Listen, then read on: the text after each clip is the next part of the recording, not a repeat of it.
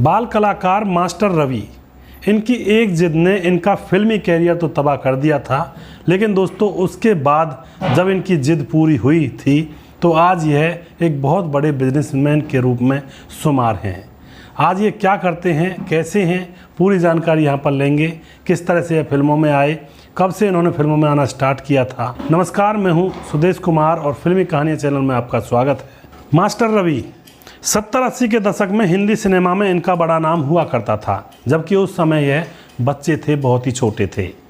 इनका असली नाम था रवि बलेचा। असली नाम इनका रवि बलेचा है। 6 जून 1971 को मुंबई के सिंधी परिवार में इनका जन्म हुआ। अब यहाँ पर जानते हैं कि यह बच्चा सिनेमा में कैसे आया। इस बच्चे के सिनेमा में पहुँचने की भी एक रोचक कहानी है।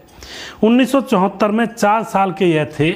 जब ये 4 साल के थे तो इनके जो बड़े भाई हैं उनका नाम मास्टर राजेश है, वह भी फिल्मों में एक बाल कलाकार थे। अब जैसे ये 4 साल के थे तो बड़ा भाई भी फिल्मों में बाल कलाकार जैसे ही था। उस टाइम बड़े भाई शशि कपूर की फिल्म फकीरा की शूटिंग कर रहे थे और जो मास्टर रवि हैं वह अपने बड़े भाई की शूटिंग देखने के लिए सेट पर जाया करते थे। अब एक दिन क्या होता है, मास्टर रवि अपने बड़े भाई राजेश की शूटिंग को देखने के लिए सेट पर गए हुए थे अपने मम्मी पापा के साथ, और वहाँ पर फिल्म फकीरा का सीन चल रहा था, यानी कि वहाँ फिल्म फकीरा की शूटिंग हो रही थी, जिसमें शशि कपूर और असरानी नवाब के भेष में एक ज्वेलरी शॉप में जाते हैं और पैसों की जगह पर मास्टर राजेश को गिरवी रख देते हैं। जो उनका बड़ा भाई था बाल कलाकार, उसको गिरवी रख दिया जाता है। सेट पर शशि कपूर की कुर्सी रखी हुई थी। मास्टर रवि जाकर उस कुर्सी पर बैठ जाते हैं और वहीं से बैठकर आराम से शूटिंग देखने लगते हैं।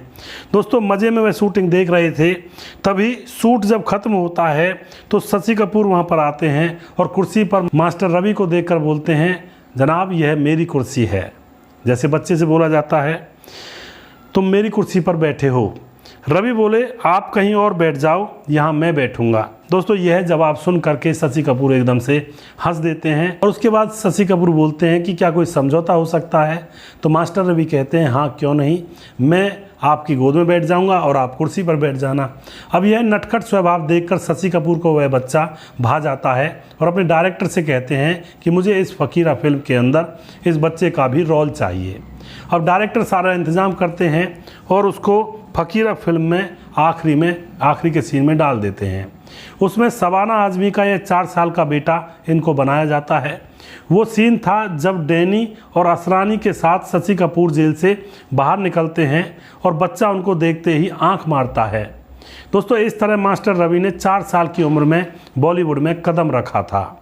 फकीरा के इस सीन ने उनको इतना मशहूर कर दिया था कि वो आंख मारने वाले बच्चे के नाम से सबको याद हो जाते हैं, और उनकी जो अदाकारी थी वह बहुत पसंद आई थी, जो उनका चुलबुलापन था। फिर तो उनको लेने के लिए फिल्म मेकर्स के बीच में होड़ सी लग गई थी, पर फिल्म अमर अकबर एंथनी में उन्होंने छोटे अमिताभ का रोल निभाया। फिल्म में एक सीन था जब वह छोटे ऋषि कपूर से बोलते हैं कि छोटू क्या तुम्हें भूख लगी है। इस सीन ने उनको पूरी तरह से फेमस कर दिया था दोस्तों। अब जब वो बड़े पर्दे पर आते तो लोग अपने आप ही उनको अमिताभ बच्चन के साथ जोड़ने लगते थे, क्योंकि ज़्यादातर अमिताभ बच्चन के बचपन का रोल यह किया करते थे। इनकी बहुत सारी फिल्में आती हैं, कुली, देश प्रेमी, मिस्टर नटवरलाल, शक्ति, बंधन कच्चे धागों का। दोस्तों अब इनका कैरियर 7वें आसमान पर उड़ने लगता है और अब यह एक दिन में 4 शिफ्ट करने लगे थे, यानी कि 4 फिल्मों में काम कर रहे थे एक दिन के अंदर। अब 1982 में एक फिल्म आती है तुम्हारे बिना। इस फिल्म में इनको नेशनल अवार्ड से सम्मानित भी किया गया था। अब एक फिल्म आती है दोस्तों चीता मेरा यार। इसमें इन्हें शेरनी के बच्चों के साथ शेरनी का दूध भी पीना पड़ गया था, क्योंकि इस फिल्म का सीन ये था कि यह जंगल में कहीं खो जाते हैं और फिर शेरनी के बच्चों के साथ शेरनी के साथ रहने लगते हैं, और इन्होंने असल में शेरनी का दूध भी पिया था उस फिल्म में। लेकिन दोस्तों यह फिल्म कभी बन नहीं पाई कुछ विवादों के चलते। अब करीब 300 फिल्मों में काम करने के बाद इनका कैरियर ख़राब कैसे हो गया। कैरियर ख़राब सिर्फ फिल्मों का कैरियर कहेंगे। दोस्तों उनकी 2 इच्छाएं थी, वो पायलट बनना चाहते थे और शेफ़ बनना चाहते थे, यानी कि खाना बनाने वाला। अब पायलट तो वह नहीं बन पाए, लेकिन शेफ़ बनने की तैयारी कर रहे थे। अब घर वाले गुस्सा हो गए कि अब तू दूसरों के घरों में खाना बनाएगा। दोस्तों यह विवाद इनके घर में चलता रहा, पर जिद के कारण फिल्मी कैरियर दांव पर लगाकर इंस्टीट्यूट ऑफ होटल मैनेजमेंट में इन्होंने दाखिला ले लिया और 1992 में यह होटल ताज के शेफ़ बन गए थे। फिर दोस्त की बड़ी कंपनी में एग्जीक्यूटिव शेफ बने और दोस्तों अब फैसिलिटी मैनेजर का काम इन्होंने करना स्टार्ट कर दिया। उसके बाद ये काम इनका चल पड़ता है और बिज़नेस की वैल्यू इनके फ़िलहाल 300 करोड़ रुपए हो जाती है और 300 करोड़ को भी इनकी बिज़नेस की वैल्यू पार कर जाती है। अब वो इंडिया के टॉप बिजनेसमैन हैं, टॉप बिजनेसमैनों में शुमार हैं। भले ही फैसला उनका गलत था पर करोड़पति बिजनेसमैन वह बन गए थे दोस्तों। अब वह फिर से फिल्मों में आना चाहते हैं पर पहले उन्होंने फिल्म इंडस्ट्री को भुला दिया और अब फिल्म इंडस्ट्री ने उनको भुला दिया। अब उनको कोई एक्सेप्ट नहीं कर रहा है। तो इस तरह से यह फिल्मों में से निकले और शेफ बने, फिर उसके बाद बिजनेस स्टार्ट किया और अब यह फिलहाल 300 करोड़ से भी ऊपर का इनका व्यापार है, बिजनेस है।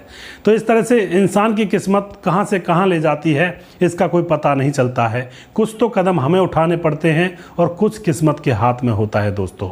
इंसान कहाँ से कहाँ चला जाए, इंसान का रास्ता कहाँ से कहाँ तय हो, कोई पता नहीं होता है।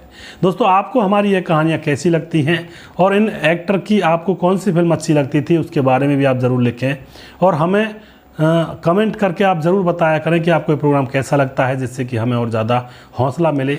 अगला प्रोग्राम जल्दी फिर से लेकर आऊँगा, तब तक आप खुश रहें, सावधान रहें। जय हिंद, जय भारत।